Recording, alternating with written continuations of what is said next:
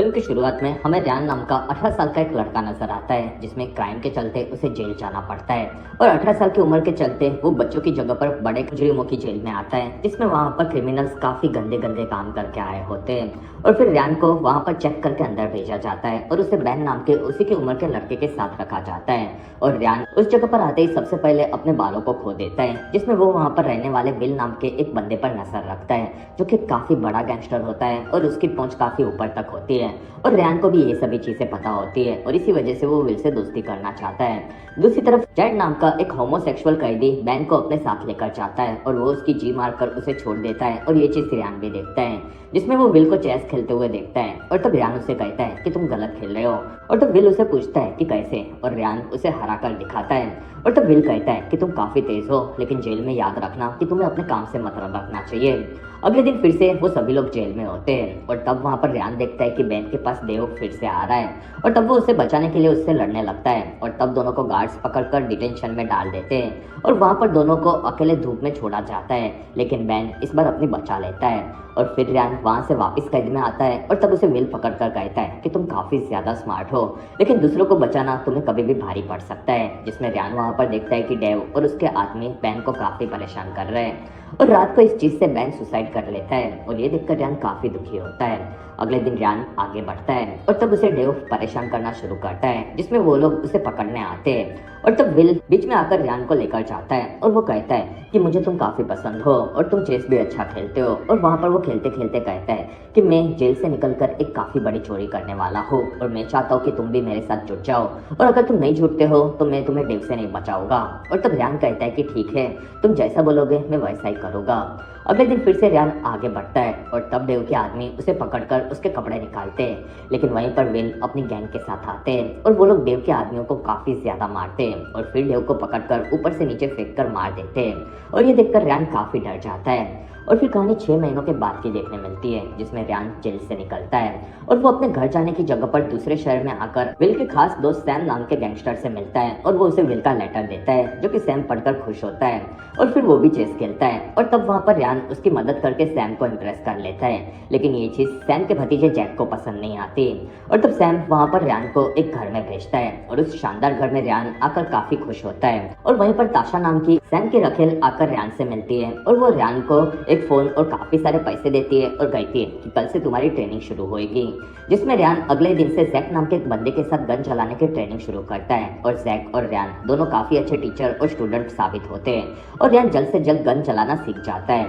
और फिर रियान के वापस आने पर उसे फोन आता है और तब उसे सैम कहता है कि तुम्हें अब जेल से विल को भगाना है और ये सुनकर रियान चौंक जाता है। अगले दिन रियान वहां से एक हेलीकॉप्टर रेंट पर लेता है और हवा में ऊपर जाने पर रियान अपनी गन निकालकर पायलट से हेलीकॉप्टर को हाईजैक कर लेता है। दूसरी तरफ विल अपने आदमियों के साथ आगे बढ़ता है जिसमें वो लोग वहां पर नकली लड़ाई शुरू करती है और तब एक ऑफिसर उन्हें रोकने आता है जिसमें वो तीनों ऑफिसर को पकड़ लेते हैं और फिर वो लोग वहां से बाहर आते हैं जिसमें ऊपर से हेलीकॉप्टर आता है और तीनों उसमें बैठने आते हैं जिसमें रियान उसकी सीखी गई नई नई गन से ऑफिसर्स पर हमला करता है और हेलीकॉप्टर से वो पांचों उड़ जाते हैं। कुछ देर बाद विल और सैम दोनों दोस्तों कई सालों के बाद मिलते हैं और सैम कहता है कि तुम जेल में थे तब सोने का भाव था उससे अब 3 गुना हो चुका है और अगर तुम्हारा प्लान अभी भी काम करता है तो हम काफी ज्यादा फायदा कमा सकते हैं और तब विल कहता है कि हमें हमेशा की तरफ काफी फायदा होगा और वहाँ पर वो लोग ड्रिंक करते हैं जिसमें वहाँ पर रियान ताशा को देख लेता है और वो उसके साथ नीचे पुल के पास आकर फ्लर्ट करता है और ये चीज वहाँ पर जैक को पसंद नहीं आती और वो रियान को पुल में गिरा देता है जिसमें रियान को तैरना नहीं आता और वो डूबने लगता है और तब ताशा पानी में आकर रियान को बचाकर निकालती है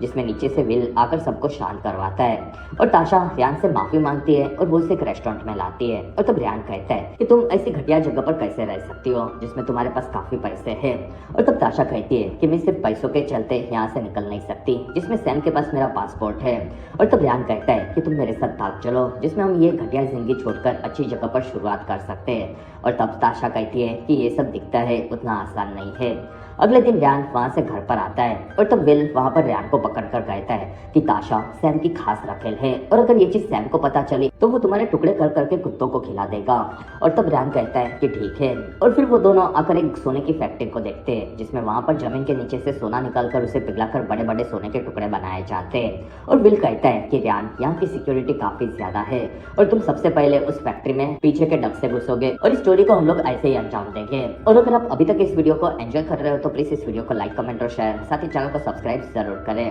और फिर वहां से विल अपना पूरा प्लान सैम के साथ पूरी टीम को समझाता है और तब सैम कहता है कि मेरा भतीजा जैक तुम्हारे साथ आएगा, जिसमें जैक वहां पर रैन को चिढ़ाता है और उन दोनों में झगड़ा हो जाता है। और तब सभी लोग उन्हें अलग करते हैं और रैन वहां से नीचे सैम के क्लब में आता है और तब उसे कुछ लड़के ताशा को छेड़ते हुए नजर आते हैं। और तब हमारा ये चिकना हीरो आगे बढ़कर गन दिखाकर उन लड़कों को डराता है और तब ताशा कहती है कि तुम ऐसे ही रहे तो पुलिस किसी दिन तुम्हें पकड़ ले जाएगी। और तब रैन माफी मांगता है और ताशा कहती है कि मेरे साथ चलो, जिसमें वो उसे तालाब के पास लाकर तैरना सिखाती है। और रैन को शुरुआत में मजा आता है और वहीं पर दोनों का मूड बन जाता है और दोनों करीब आते हैं।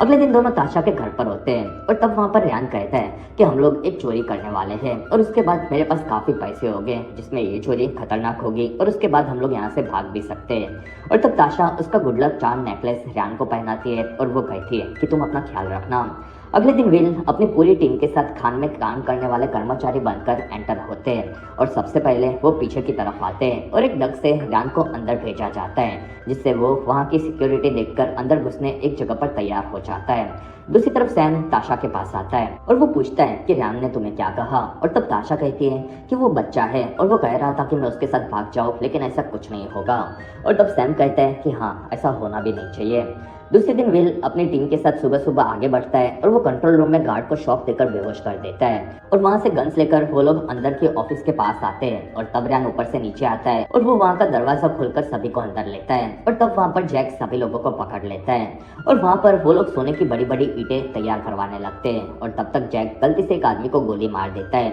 और इस चीज से रैन उस पर काफी भड़क जाता है और फिर वो उस घायल आदमी का खून रोकता है। और तब तक वहां पर सोने की ईंटें तैयार होती है और तब उसे लेकर सभी लोग बाहर आते हैं और वहां पर पुलिस आ चुकी होती है और विल उन पर गोलियां चलाता है, जिसमें उसकी गाड़ी के आने पर पूरी टीम कार में बैठकर भागती है और ऑफिसर्स पीछे से उन पर गोलियां चलाते हैं, जिसमें विल का एक आदमी वहीं पर मारा जाता है। और फिर वो लोग वहां से पुलिस वालों को चकमा देकर सैम के पास आते हैं, जिसमें जैक भड़का हुआ सैम से मिलता है। और तो विल कहता है कि तुम्हारा भतीजा एक नंबर का चूतिया है और उसके चलते मेरा एक आदमी भी मारा गया। और तब सैम वहां पर सोना देखता है और वो कहता है कि मैं इसकी डील शुरू कर देता हूँ और तब तक तुम गाड़ी और तुम्हारे दोस्त की लाश को ठिकाने लगा दो। और वहां से विल और रैन आकर गाड़ी और लाश दोनों को जलाकर खाई में धकेल देते हैं और विल और रैन दोनों उस आदमी के मरने से काफी दुखी होते हैं। दूसरी तरफ ताशा से मिलने के लिए सैम का खास आदमी जॉन आता है और वो कहता है कि सैम ने मुझे तुम पर नजर रखने भेजा है, जिसमें वो देखता है कि ताशा वहां से कपड़े भरकर भागने की तैयारी कर रही थी। और तब वो ताशा को मारने लगता है और वहां पर ताशा जॉन पर वार करती है और उसे घायल कर वहां से भाग जाती है।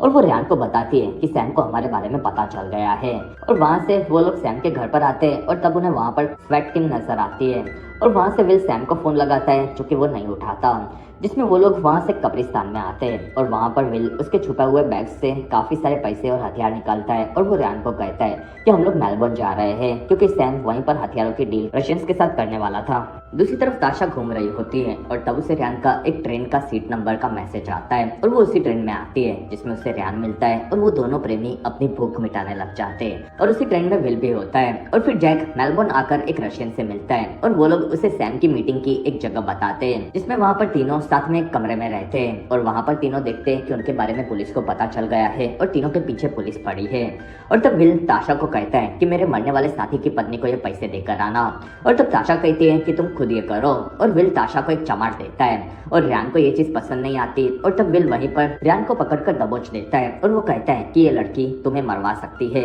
और तुम्हें अब संभल कर रहना होगा। और तब ताशा ये सुनकर नाराज होती है और वहां से भाग जाती है। और तब रैन उसके पास आता है और वो उसे रोककर कहता है कि तुम मेरी बात सुनो। और तब ताशा कहती है कि नहीं, मैं तुम दोनों का साथ नहीं दे सकती। और तब रैन कहता है कि बाहर काफी खतरा है। और तब ताशा कहती है कि खतरा तो तुम्हारे साथ भी है और तुम्हें लगता है कि विल तुम्हें पैसे देगा, लेकिन ऐसा नहीं है और वो काफी खतरनाक है। और फिर वो वहां से चली जाती है। दूसरी तरफ विल को सैम का एक साथी रॉन आकर पकड़ लेता है और वो कहता है कि मैं तुम्हें सैम के पास लेकर जाऊंगा और वो मुझे इनाम देगा। और तब विल कहता है कि अगर तुम मेरा साथ देते हो तो मैं तुम्हें सोने में से हिस्सा दूंगा। और तब वहां पर रॉन भी मान जाता है। अगले दिन रैन उठता है और तब उसे विल पकड़ लेता है और तब रैन काफी डर जाता है और वहां पर विल कहता है कि आज तुम्हारा बर्थडे है और ये गन तुम्हारे लिए लाया हो। और तब रैन उस गन को देखता है और फिर वो दोनों सोने के डील की जगह पर आते हैं। और तब वहां पर कुछ देर बाद रशियंस और सैम की तरफ से बात करने के लिए जैक आता है और उनकी मीटिंग के दरमियान ही वहां पर रॉन आकर गाड़ी ठोक देता है और तब विल आगे बढ़ता है और वहां पर गोलीबारी शुरू होती है, जिसमें विल सभी को मार देता है। और फिर वो लोग जैक को वहां से लेकर अपने अड्डे पर आते हैं और उससे काफी ज्यादा टॉर्चर करके पूछते हैं कि सोना कहाँ पर है।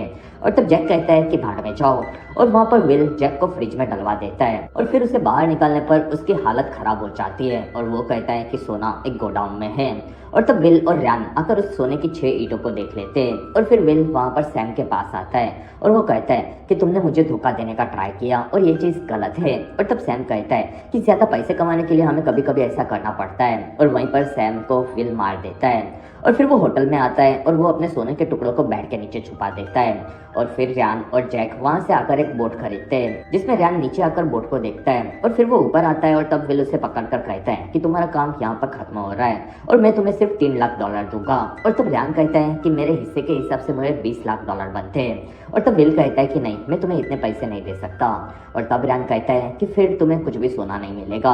और तब विल वहां पर कहता है कि क्या मतलब तुम्हारा, जिसमें वो नीचे आकर सोना चेक करता है जो कि वहां से गायब होता है। और तब वो रैन के पास आता है और उसे वहां पर ताशा का फोन आता है और वो कहती है कि रैन और मैं कभी अलग हुए ही नहीं थे, जिसमें रैन और मैं बात करते थे और एक दिन तुम दोनों के गायब होने पर मैंने होटल से सोने की ईंटें चुरा ली थी। और तब वहाँ विल रैन को पकड़कर पानी में गिरा देता है, लेकिन वहाँ रैन को तैरने नहीं आने से वो डूबने लगता है। और तब विल ऊपर आता है और वो ये देखकर काफी डर जाता है क्योंकि रैन हमेशा से उसका पसंदीदा स्टूडेंट था। और वो पानी में नीचे आकर रैन को ऊपर लाता है जिसमें रैन होश में आता है। और तब विल कहता है कि तुम्हें ये करने की जरूरत नहीं थी और मैंने तुम्हें पहले भी कहा था कि तुम काफी तेज हो। और तब रैन कहता है कि हाँ, जिसमें तुम्हें तुम्हारा हिस्सा मिल जाएगा। और फिर वो वहां पर एक छोटी सी बोट से किनारे पर आकर ताशा से मिलता है और वो दोनों किस करते हैं। कुछ दिनों के बाद विल एक जगह पर आता है और तब उसे एक औरत पहचान लेती है और फिर पुलिस वाले आकर विल को पकड़ लेते हैं और उसे 20 सालों की सजा हो जाती है। और 1 साल के बाद विल को एक लेटर मिलता है जिसमें रैन कहता है कि तुमसे मैंने काफी चीजें सीखी है